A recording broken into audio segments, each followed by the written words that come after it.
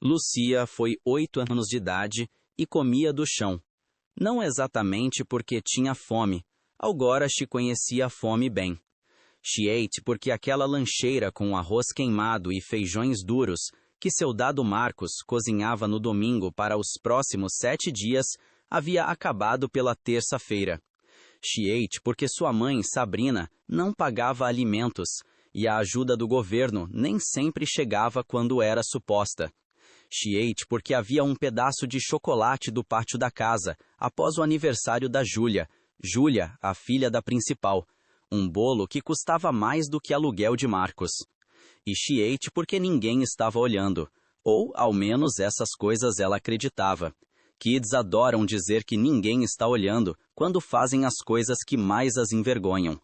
Marcos não, ele não sabia os detalhes, não sabia que era do chão, não sabia que eram sobras de festa, mas sabia que algo estava errado com Lucia, porque conhecia sua filha, como conhecia cada jiu-jitsu posição, cada possível movimento de um corpo em espaço, cada ponto fraco e cada ponto forte.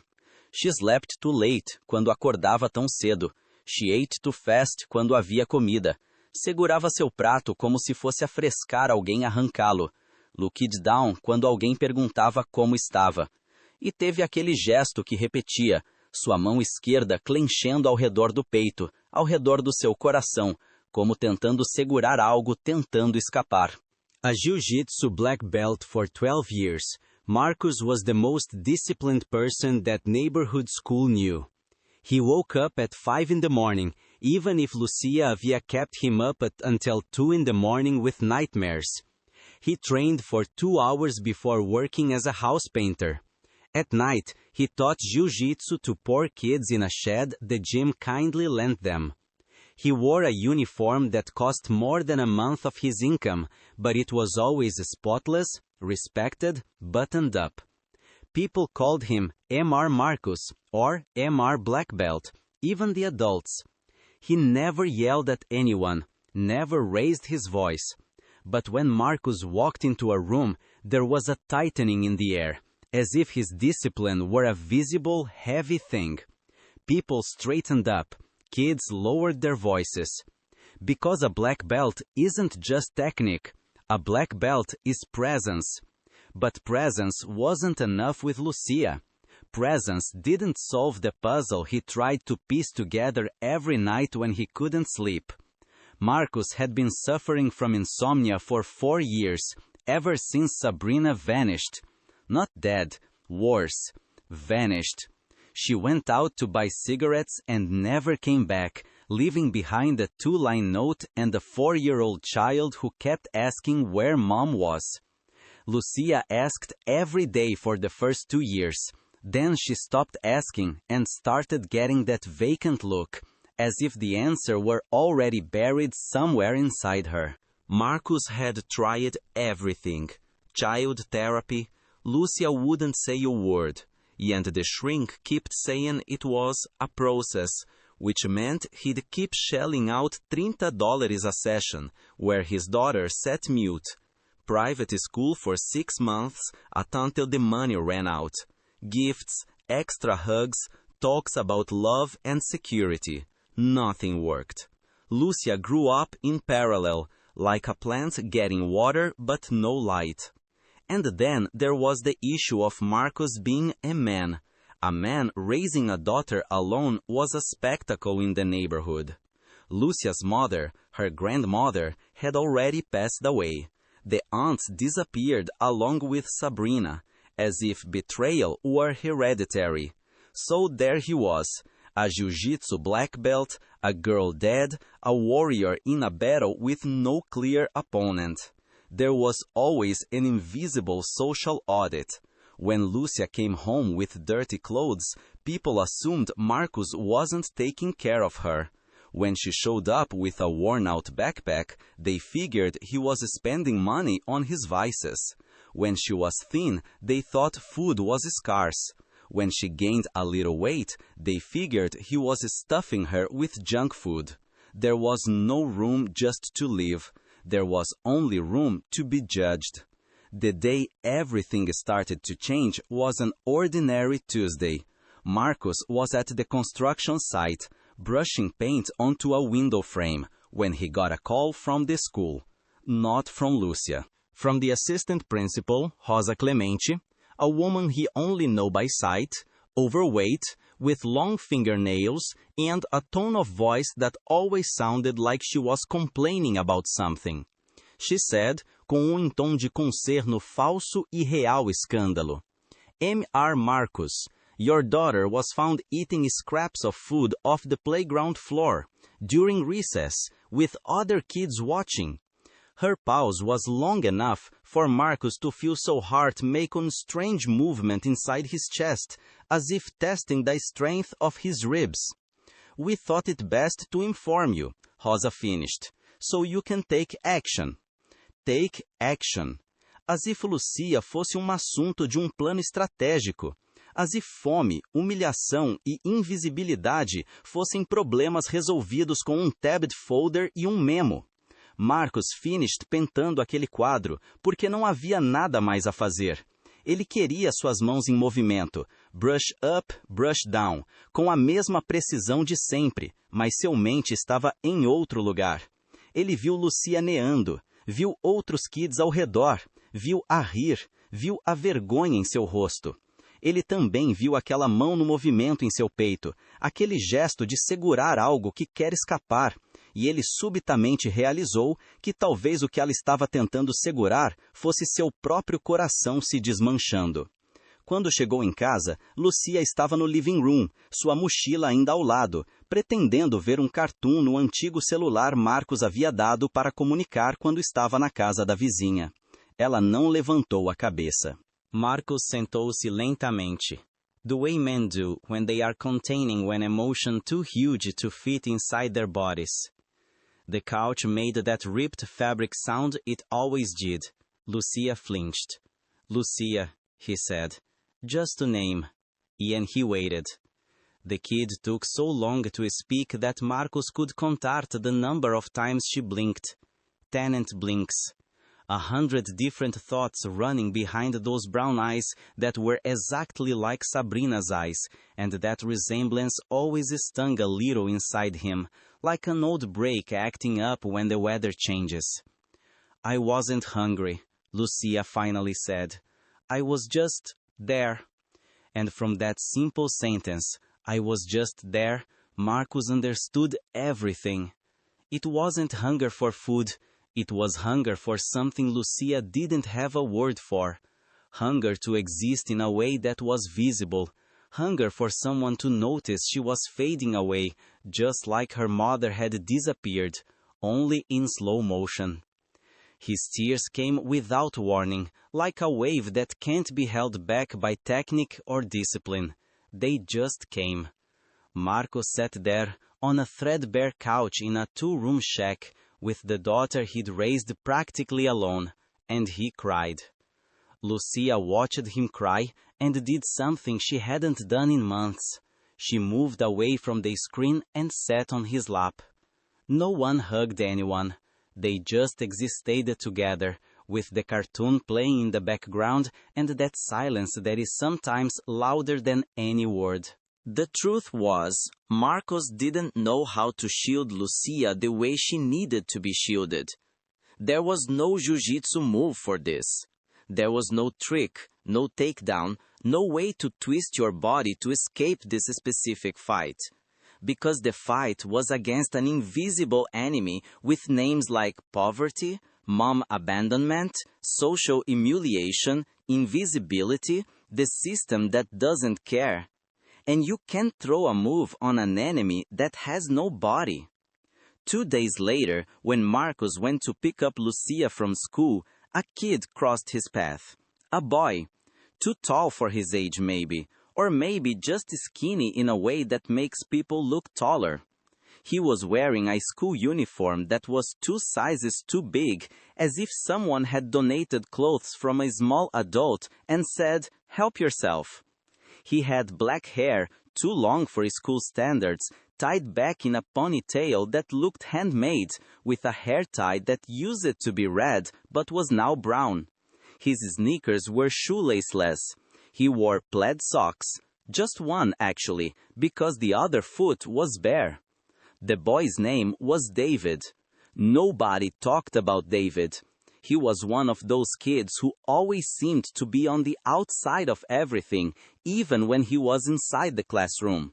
He came from a group home 10 blocks from the school, a place people only knew as the facility, as if it were something you shouldn't pay too much attention to. Ele era 12 e já tinha sido rejeitado por 3 diferentes famílias, o que significa que ele dizia não tanto a pessoas que queriam adotá-lo, porque ele aprendeu cedo que as famílias que vêm pegar crianças no facilitário não são obrigadamente procurando amor. São talvez por free labor, um cara para bater quando ninguém esteja, ou só alguém para preencher um vazio que não deveria ser preenchido por uma criança. Soul David havia desenvolvido um sistema de sobrevivência que funcionava bem. Trust no one, watch everything, be invisible. Ele era tão invisível que tinham professores na escola que não sabiam seu nome real.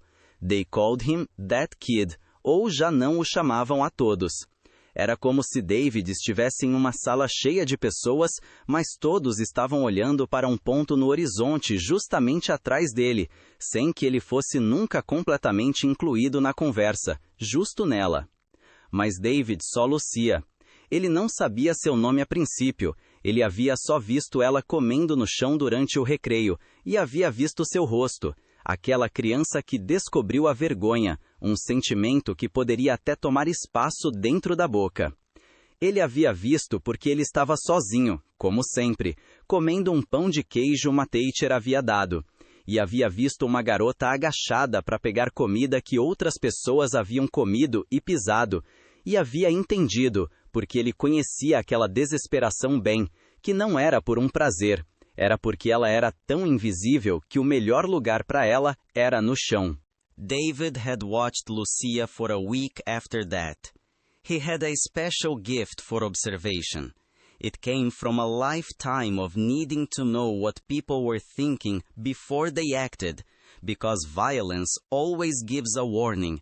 It has signs, and those who learn to read those signs live longer. He had noticed that Lucia always sat under the same tree during recess, a big tree that had a shadow that looked like shelter. He had noticed that she ate very fast when there was food and very slowly when there was water. He had noticed that she looked at the boys playing ball as if she wanted to walk through an invisible wall but was afraid the wall would bite. He had also noticed that she had a strange habit of putting her left hand on her chest over her heart, as if checking if it was still there. And David knew what to do because he had seen other boys do it. The Saturday after Marcus found out about the floor incident, Lucia was at home trying to do homework on a fold-down table attached to the wall, when someone knocked on the door. Marcus was in the shower, that ice-cold shower he took to wake up better, to keep his mind clear, to punish his body for not being able to solve his daughter's problems. Lucia cracked the door open, like kids learn early on not to open doors all the way for strangers. David was there, just David, holding a glass jar, a plain old jar, the kind people keep for screws and nails or sugar. Inside were 3 granola bars, an apple cut up and covered with plastic wrap, a cheese bread, a carrot, and at the bottom, a handwritten note in the script of a 12-year-old that just said, "For you to eat tomorrow, so you have something that's just yours." Lucia opened the door a little wider, still not all the way, just enough for her to really see David. "Who is it?" Marcus asked, coming out of the bedroom with a towel wrapped around his waist, still damp. He'd heard the door open, and all his protective instincts had kicked in, because a man raising a daughter alone develops a sixth sense for danger, and he can't always tell the difference between real danger and imagined danger. David straightened up. He had that way of standing that people who learned to be small have, as if he were always trying to take up less space, apologizing for existing just with his posture. But his eyes were different. His eyes were sharp, keen, intelligent, in a way a 12-year-old from the shelter shouldn't be, but often was. "I'm David," he said. "I'm in Lucia's class. I brought food for her, for next week, so she doesn't go hungry." Marcus felt something strange happen inside him. It wasn't anger exactly, though there was a layer of anger somewhere. Anger that a 12-year-old had to bring food for another kid because no responsible adult was doing their job. But on top of that anger was something that felt more like surprise. And on top of the surprise was something that felt like recognition. Because Marcus knew what it was like to be invisible. He had spent his whole life being invisible. The son of a single mom, an absent father, a poor kid on scholarship at a rich school, a teenager nobody thought would amount to anything. And he had learned early that invisible people are the ones who see best. Because when no one is looking at you, you learn to look at others. "How do you know Lucia is hungry?" Marcus asked. His voice was low, controlled, the voice he used when he was holding back a huge emotion. "Because I'm hungry," David replied. "And when you're hungry, you recognize it. It's like recognizing someone who speaks your language." Lucia had stepped completely out from behind the door now. Her eyes were fixed on David, on that container, on that gesture he had made of just bringing food without asking for anything in return, without making it look like charity, just presence, just someone who had seen her. Marcus could still feel the water dripping down his skin, the towel slipping a little, and the reality that he had failed so profoundly, that another kid, a kid who was also living in a vulnerable situation, had needed to try to fill the space he wasn't managing to fill. But at the same time, Marcus was seeing something he hadn't seen before. He was seeing that the world was much bigger than he imagined, and much worse, but also much better. Because there were people, even kids, who chose not to look away when they saw someone falling. There were people who chose to bring food, even without being sure it would be accepted. There were people who chose to use the little they had to help those who had even less. "Come in," Marcus said, and David came in. The three of them stayed together in that two-room apartment. Marcus in a damp towel. He should have changed, but didn't, because changing it meant leaving the moment, and he didn't want to leave. David in his oversized uniform and his plaid socks. Lucia next to her mother. No, next to her father, her dad, the only adult who had stayed when her mom left. "I'm making some juice," Marcus said, "and we're going to talk." While Marcus prepared the juice in a pot, juice made from frozen pulp and water, because fresh juice was a luxury he wouldn't allow himself, David and Lucia remained silent. That kind of silence people who know loneliness understand. A silence that wasn't awkward. A silence that was, in fact, a kind of language. Marcus returned with 3 glasses of orange juice. David's plastic cup was now on the table. Lucia touched the rim of the glass as if touching something sacred. "Do you have family?" Marcus asked David. "I have the shelter," the boy replied. "I have some guys there who feel like family, but it's not the same. Because family is the one that doesn't leave when things get tough, and everyone at the shelter knows people leave." It was a very old line for a 12-year-old boy. Marcus noticed that. He noticed that David had aged too fast, just like Lucia was aging too fast, just at different speeds. Lucia was aging in silence. David was aging through observation. "Your mom," David said, looking at Lucia. "Her life is hard too, I guess. That's why she can't stay." Lucia looked down. But this time her hand gestured to her chest, that gesture of clutching her heart, looked a little different. It looked less like a gesture of despair, and more like a gesture of recognition. Because someone had named the thing she thought but couldn't say. Marcus remained silent, listening. For years he had tried to explain to Lucia about her mother, about human fragility, about how people who love sometimes just can't stay. But there was always something inadequate in his words, as if he were translating from a language he himself didn't fully speak. Now, listening to David explain, in a language that only existed because he had been through the same thing, Marcus was realizing that perhaps the best way to heal a kid wasn't to explain the world to them. It was to bring someone who had survived the same world to stand beside them. "Do you want to live here?" Marcus asked. And the silence that followed that question was absolutely immense. David blinked. Once. Twice. His gaze shifted to the window, to the street outside where the neighborhood carried on with its life, interfering to the decisions being made in a cramped two-room apartment in a house that was always one medical bill away from eviction. "No," David finally said. "But, can I come here to study with Lucia on weekends?" It was such a cautious request, so small that Marcus felt that old fracture ache again. Because David was offering only the minimum he thought he deserved. He was asking for crumbs when there might have been a whole loaf available.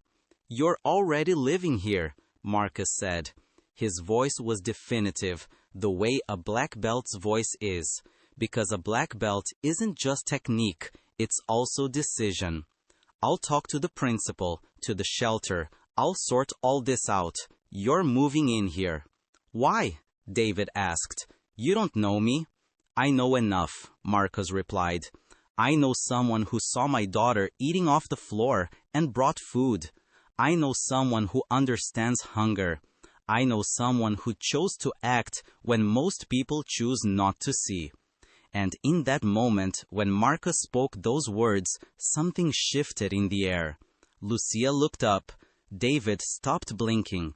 And in an apartment that had only been the home of an adult trying to survive the weight of caring for a child alone, there was now a third lung breathing, a third chance for someone to be safe. The months that followed were not easy. Nothing changes a life just by being a nice gesture. Life changes when the nice gesture is repeated every day, turned into structure, into routine, into real responsabilidade. Marcus needed to speak with Vice Principal Rosa Clemente. That conversation was extremely difficult.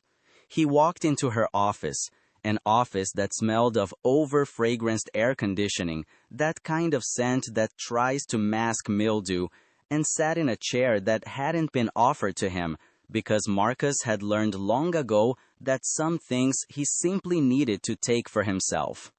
"My daughter ate off the floor because she's hungry," Marcus said, without preamble. "She's hungry because I can't earn enough doing informal painting work. She's hungry because there are more poor kids in this school than you admit. She's hungry because you offer a snack consisting of a cookie and a juice box, and you expect that to solve it. She's hungry because nobody here is seeing it." Rosa Clemente turned red. She turned red in a way that wasn't exactly anger, but seemed to be the emotion cornered people feel when they are accused of something they know is true but didn't want to admit out loud. "Mr. Marcus, we are a school. We are not responsible for the students' nutrition. The families," Marcus cut in, "are doing the best they can. Families are struggling. And you are here, in a school that gets government money for education, without adequate meal assistance programs, without real recognition that half of your students go home and don't have dinner. That's not the family's responsibility. That's yours. E então, switchando táticas, porque Marcos era um estrategista, aprendido estratégia em Jiu-Jitsu, na vida de um pobre kid, em advogar por sua filha em um mundo que não queria reconhecer sua existência, ele continuou. Eu tenho um filho que estuda aqui, David. Vou sortear o papel para ele morar comigo. E eu vou setar um supplemental food program right here in the school. Ao trazerem doações, ao falar com o City Hall, ao dar palestras aos pais. Se você quer ignorar a fome, that's your business. Mas eu estou te avisando, eu vou fazer um barulho. Rosa Clemente olhou para baixo. Não era exatamente aceitação, mas era reconhecimento. Era aquele momento em que uma pessoa realiza que você não vai desaparecer quando ficar inconveniente. A conversa com o shelter foi diferente, mas igualmente complicada. A pessoa encarregada do shelter era um homem nomeado Hector, com um sotaque colombiano, que havia trabalhado nas ruas e agora trabalha com crianças nas ruas. E ele tinha aquele tipo de compaixão que só pessoas que sofreram trudamente sabem ter. Are you sure? Hector asked. Taking in a 12-year-old kid coming from the shelter isn't what you imagine. There's trauma, there are behaviors, there are tough nights. I'm sure, Marco said. I'm going to need professional help, support, guidance, but I'm sure. I'll talk to David, Hector said. If he says yes, we'll prepare the paperwork. But I'm warning you, he might test you. He'll try to find out how long you'll stick around. Because nobody at the shelter ever sticks around. Marcus just nodded. He already knew that. David's first few days in the house were, indeed, rough. He arrived with a backpack containing everything he owned. 2 t-shirts, a pair of pants, a jacket that wasn't his size, a comb, a toothbrush, a notebook full of drawings, and an old photo of a woman David wouldn't talk about. Marcus had set up the small room, which used to be the TV room back when the house had more resources, and had put a bed there, a closet, a small desk. Was it all new to David? Not exactly. It was just new to be in a place where things were permanent, where the bed would still be his tomorrow, where he could put his things somewhere and be sure they'd be there when he woke up. During the first week, David would wake up several times at night, sweating, shouting names Marcus didn't recognize. Lucia would come out of her room. She now slept in a room with a real bed, clean sheets every week because Marcus had completely reorganized his finances, and sit next to David until he was fully awake. They didn't talk.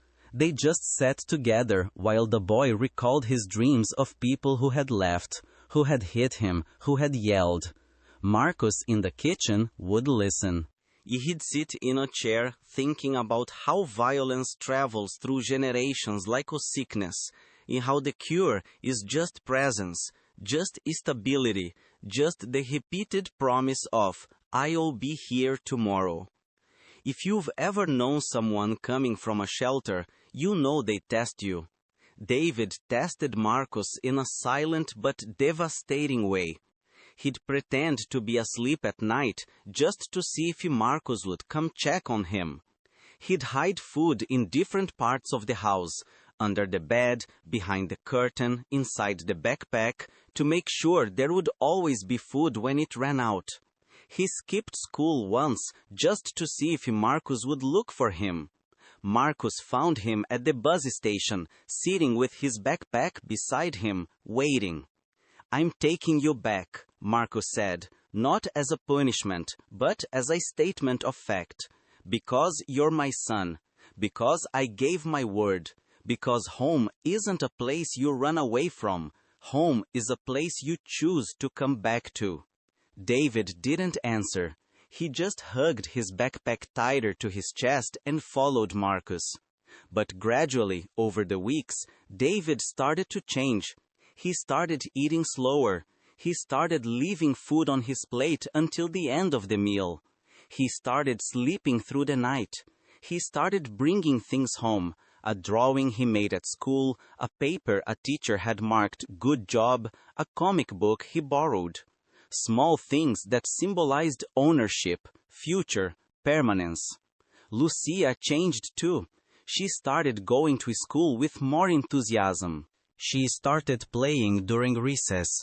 She started eating at home without that frantic speed of someone afraid the food would vanish. She started talking more. She started laughing. But the biggest test came when Lucia started having the hard conversations about her mother. One day, months after David had been in the house, she sat down on the couch, that beat-up old couch Marcus had now fixed because life was getting a little less chaotic, and asked, "Why did Mom leave again?" Marcus had avoided that question for a long time. He had prepared answers, thought about how to phrase things, blamed himself for inadequate responses he'd given in the past. But this time, with David sitting on the floor beside him, Marcus was able to simply tell the truth. Because she couldn't stay. For reasons that have nothing to do with you. For reasons that have to do with her fragility, with her struggles, with things that happened to her before you were born. People who are hurting sometimes do things that hurt other people. That doesn't mean you deserve to hurt. It just means she couldn't carry everything she needed to carry. "Can you?" Lucia asked. "Not always," Marcus replied. "But I'm learning. I'm learning because you all are here. Because when you have someone to look after, you discover strength you didn't know you had." David took a breath, in that courtyard that was now his, in that house that was now his. Lucia rested her head on her father's shoulder, a gesture she hadn't made in a long time. For a moment, that small apartment, which had started as a territory of despair, simply became home. The school feeding program didn't happen overnight. Marcus started small. He talked to other parents going through the same thing he was. He spoke with teachers who wanted to help but didn't know how. He managed to discreetly donate food, boxes of rice, beans, whole milk, fruit, to families in need. He created a WhatsApp group called School Parents Who Believe in Dignity. A terrible name, but the real name, because Marcus didn't know how to do things prettily. He only knew how to do them honestly. Rosa Clemente, initially hesitant, started offering support when she saw the program was working. When she saw that kids who used to arrive skinny started arriving less skinny. When she saw that absenteeism dropped because kids stopped missing school when they were sure there would be food. When she saw that academic performance improved because hunger is impossible to ignore when you're trying to focus on math. 6 months after the program started, the Department of Education noticed. They noticed because parents started complaining, not negatively, but positively. They noticed because the school's numbers improved. Eles noticed porque tinha uma história em education blog about a black belt que havia transformado uma escola por reconhecer que seus estudantes estavam com fome. Mas a parte que tocou Marcus o mais não foi a institucional reconhecimento. Era o quiet change acontecendo todos os dias. Era vendo David e Lucia estudando juntos à noite, abaixo da lâmpada que Marcus havia finalmente consertado. Era ouvindo David falar de um professor que havia escolhido para um projeto especial. Era vendo Lucia comer normalmente, sem desesperação, já com o apetite natural de criança que sabe que haverá comida também amanhã tanto. Comente, I saw it, se você já viu uma criança com fome e não sabia o que fazer.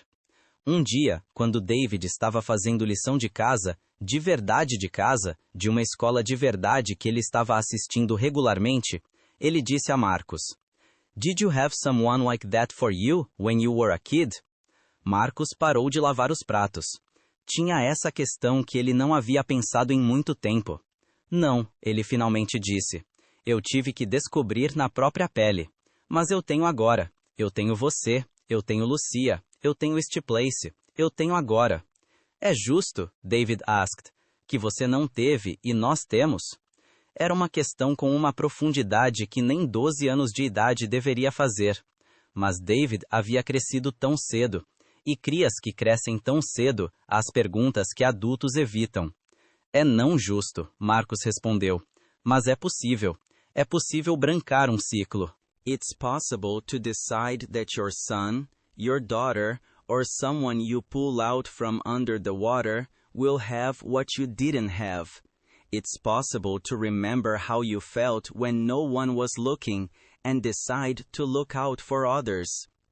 David went back to his homework, and Marcus kept washing the dishes, in an apartment that had started with silent despair and now had 3 hearts beating inside it, each knowing the value of being in a place where they were expected. When the school launched a program where the boys from the shelter could take free Jiu-Jitsu classes, it was Marcus who pitched the idea to the principal. It was Marcus who secured the donation of uniforms, plain white belts, simple but respectable, for the kids starting from scratch. It was Marcus who taught that Jiu-Jitsu isn't about beating the other guy. It's about knowing yourself. It's about understanding you have strength even when you think you don't. It's about knowing just enough technique to escape an impossible situation. It's about respect. David trained. And he didn't become a Jiu-Jitsu champion, not exactly. But he learned to be comfortable in his own skin. He learned that strength isn't violence. He learned that discipline isn't punishment. He learned there's an instructor who breathes down his neck every night, who checks on him, who teaches him, who cares for him, like a son. Lucia trained too, and she didn't become an athlete, but she learned to take up space. She learned her body had the right to be there. She learned she could yell, she could fight, she could fall down and get back up.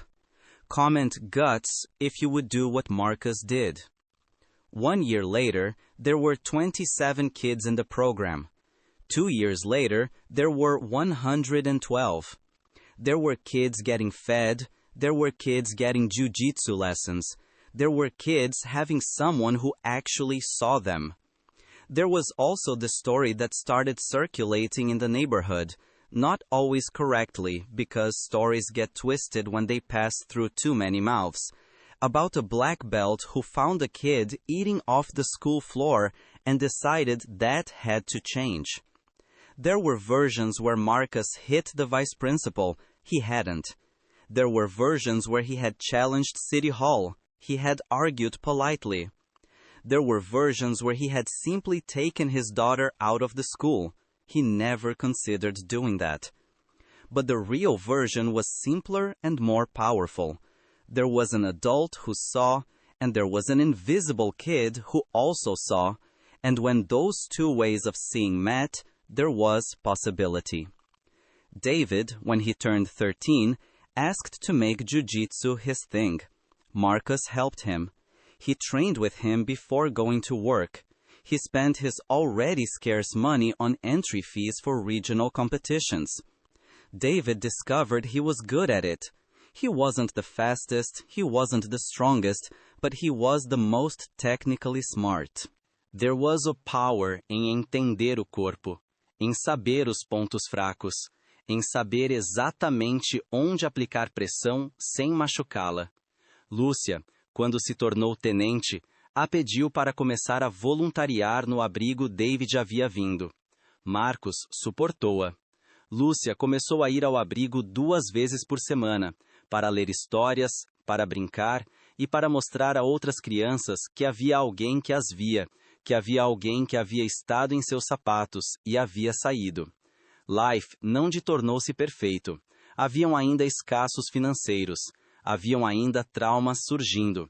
David teve um grande deslizamento quando fez 14 anos, um ano de testes e escape a tentativas, que Marcos simplesmente endurou, dia após dia, sem desistir. Havia ainda o peso de cuidar de 2 filhos com Marcos, sendo só uma pessoa. Mas havia algo que não estava antes lá. Deu hope. Deu hope porque Lúcia olhava no espelho e via alguém que desejava estar lá. Deu hope porque David dormia sem pesadelos mais noites do que com pesadelos. Deu hope porque Marcos, quando acordava sem dormir no meio da noite, não estava só pensando em tudo o que estava faltando. Ele estava também pensando em tudo o que estava lá. Comment family se você considera a família uma escolha. 5 anos depois, Lúcia estava dando uma apresentação na escola.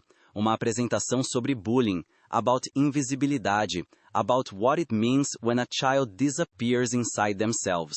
She was on stage, speaking at 200 people, talking about the day she ate off the floor, about the shame, about the feeling of not being seen. And when she finished, what resonated most with people wasn't the drama or the moral lesson, but simply, a child who had been invisible was now visible, completely, entirely, without fear. David was in the audience, already 17, already with a few Jiu-Jitsu profis, but still keeping that quiet way of observing, because observation isn't something you lose just because your life got better. Marcus was also in the audience, next to David, and he had that look parents get when they see their kids being brave, when they see that the world wasn't able to break what they tried to protect. After the presentation, Lucia stepped off the stage and went straight into Marcus's arms. He lifts her up. She's gotten tall, but Marcus is still strong and spins her around in the air. Lucia laughs. It's the kind of laugh you only discover in a place deep inside yourself, when there's someone there to laugh with. David stands up and hugs them both. There are 3 people standing there, in the middle of an auditorium full of people, and for them, the space is infinite. Comment where you're watching from, if this story touched you. That night, when they get back home, that house that had started as the territory of a single man and is now the kingdom of 3, Marcus cooks. He cooks better than he used to. There are more ingredients now. There is more time, porque a pressão amenizou pouco. There is more desire, porque há pessoas esperando seu comida. David estuda à mesa de jantar, Lucia do lado dele, ambos fazendo tarefas diferentes. Tem uma rotina agora, tem estrutura. Tem o som de uma colher batendo em uma panela, de uma página virando, de alguém respirando perto de alguém mais. E por alguns anos, dessa foi tudo o que Marcos esperou. Mas depois, isso cresceu. Isso tornou-se a vengar sua própria infância. Isso tornou-se arrumar pequenas injustiças. Isso tornou-se decisão. Did you guys it? Marcos asks, assim como asca todos os dias, embora já saiba a resposta. Sim, Dad, they both reply, porque em algum momento, não em um específico momento, mas em uma acumulação de momentos, de repetida presença, de promessas kept, David e Lucia começaram a chamar Marcos Dad. Não porque esqueceram seus pais biológicos. David ainda falava da mãe que nunca ameu, aquele na foto que guardava em uma caixa. Lucia ainda tinha dias difíceis quando pensava na mãe que deixou. Mas porque um pai não é só o homem que te faz biologicamente. Um pai é o homem que vê você caindo e põe seus braços para te catear. Marcos serve o alimento, pronto para comer, comida quente, comida feita com as mãos que haviam ensinado jiu-jitsu, que haviam pintado casas, que haviam segurado 2 filhos quando queriam desaparecer. Ele senta. Sits between David and Lucia, at that table that's too small for 3 people, mas which no one thinks about replacing because the size of the table never mattered. What matters is who is sitting there. They eat in silence, like they eat together every night. It's not that silence of isolation that there was at the beginning. It's a silence that functions like breathing. It's a silence that says, I am here. And you? You are too, so it's okay. David puts his hand on Marcus's shoulder. A simple gesture. Marcus puts his hand on Lucia's hair, his fingers running through those strands that are now growing healthy, with a kid who sleeps well and wakes up without nightmares. Lucia lifts her foot and bumps Marcus under the table.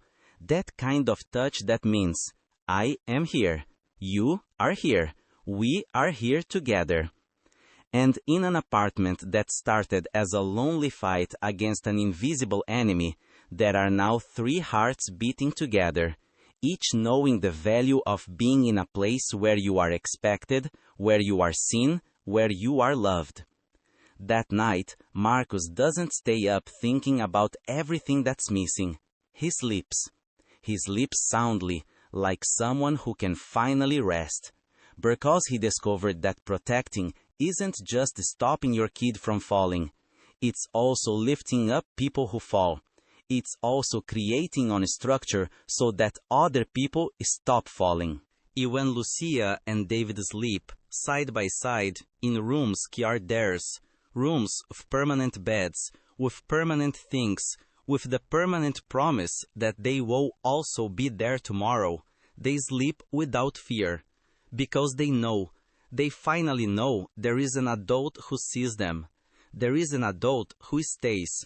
There is someone named Marcus who has become a black belt not just in Jiu-Jitsu, but in love, in presence, in resolve. And that's all a kid needs to know. They are safe.